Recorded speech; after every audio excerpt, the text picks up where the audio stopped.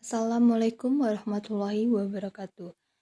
Saya akan mempresentasikan tentang analisis kesalahan penulisan Puebi pada makalah yang berjudul Sejarah Penulisan dan Pembukuan Al-Quran, disusun oleh Gita Riani Fitria 21531057.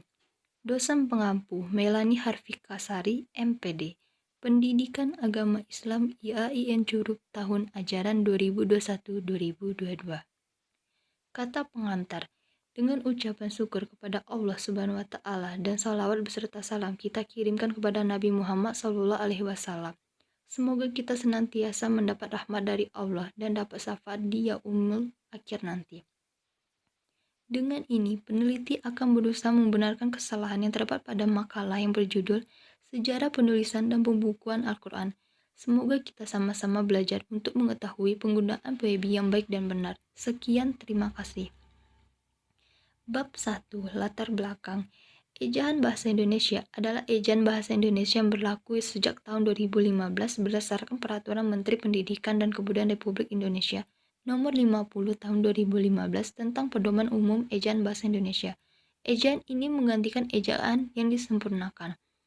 Menulis adalah suatu kegiatan untuk menciptakan suatu catatan atau informasi pada suatu media dengan menggunakan aksara. Menulis biasa dilakukan pada media berbentuk kertas dengan menggunakan alat-alat seperti pena atau pensil.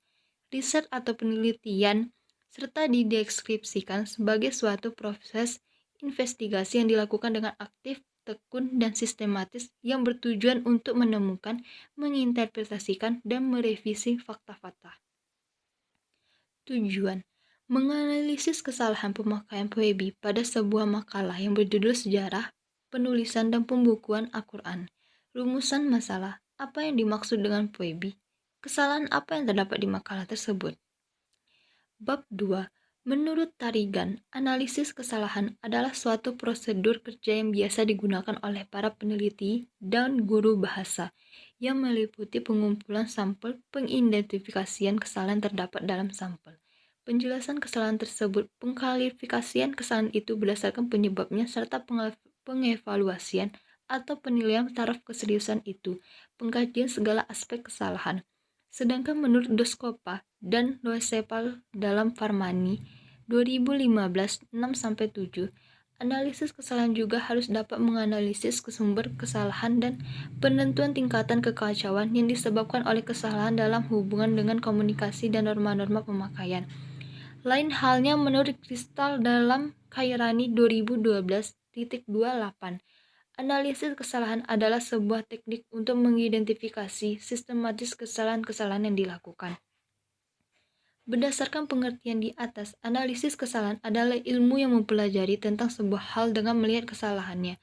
Dari kesalahan tersebutlah dapat ditarik kesimpulan tertentu yang dapat digunakan peneliti dalam pengambilan data yang ada. Pengertian sejarah penulisan dan pembukuan Al-Quran.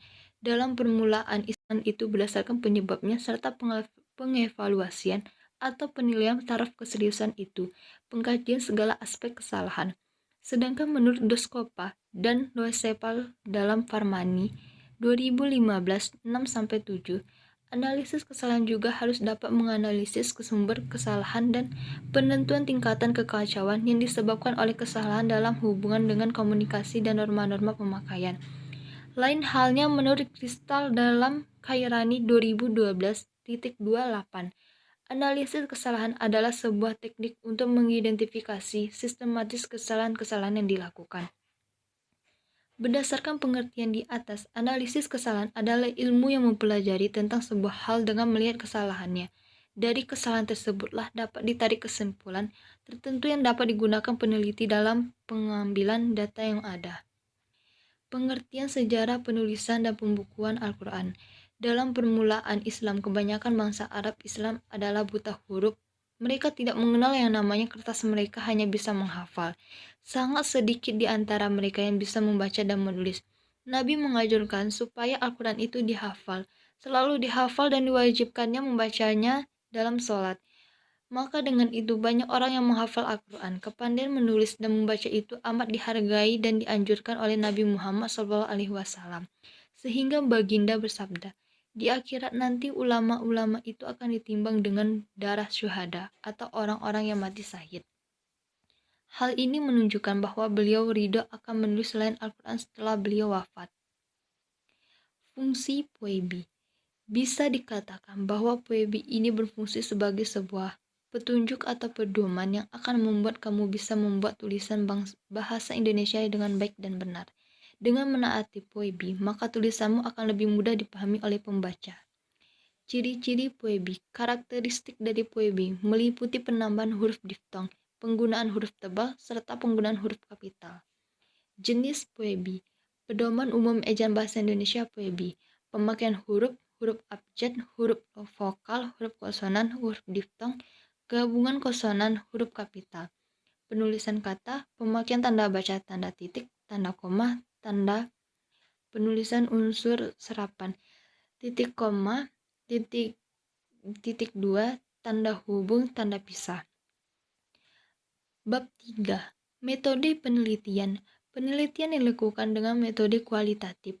Penelitian kualitatif adalah penelitian yang bersifat deskriptif dan cenderung menggunakan analisis, proses, dan makna lebih ditonjolkan dalam penelitian kualitatif. Landasan teori dimanfaatkan sebagai pemandu agar fokus penelitian sesuai dengan fakta di lapangan. Analisis kesalahan dan hasil penelitian. Hasil penelitian dari saya mengenai kesalahan pemakaian Puebi pada makalah Sejarah Penulisan dan Pembukuan Al-Quran. Berdasarkan penelitian yang saya lakukan, terdapat kesalahan Puebi yang diantaranya sebagai berikut. 1. Kesalahan penggunaan tanda baca. Pada paragraf kedua, terdapat kesalahan penulisan tanda kutip 2 tanpa ada tanda kutip penutup yang penulisannya pada kalimat, maka dengan itu banyak orang yang menghafal Al-Quran. Seharusnya di ujung pada kalimat Al-Quran ada tanda kutip juga. Yang kedua, kesalahan penggunaan tanda huruf. Pada paragraf pertama, baris kedua, terdapat kesalahan penulisan kalimat mereka hanya basah menghafal, yang seharusnya mereka hanya bisa menghafal. 3. Kesalahan penggunaan double kata. Pada paragraf kedua, halaman 7 kalimatnya, semakin beraneka ragamlah seharusnya penulisan yang benar, yaitu semakin beraneka ragam. Kesimpulannya, ejaan bahasa Indonesia adalah ejaan bahasa Indonesia yang berlaku sejak tahun 2015. Berdasarkan Peraturan Menteri Pendidikan dan Kebudayaan Republik Indonesia Nomor 50 Tahun 2015 tentang Pedoman Umum Ejaan Bahasa Indonesia, ejaan ini menggantikan ejaan yang disempurnakan.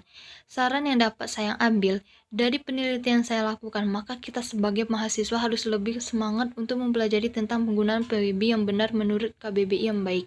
Baik, itu saja presentasi yang saya lakukan. Lebih dan kurang saya mohon maaf. Kepada Allah saya mohon ampun. Wassalamualaikum warahmatullahi wabarakatuh. Terima kasih.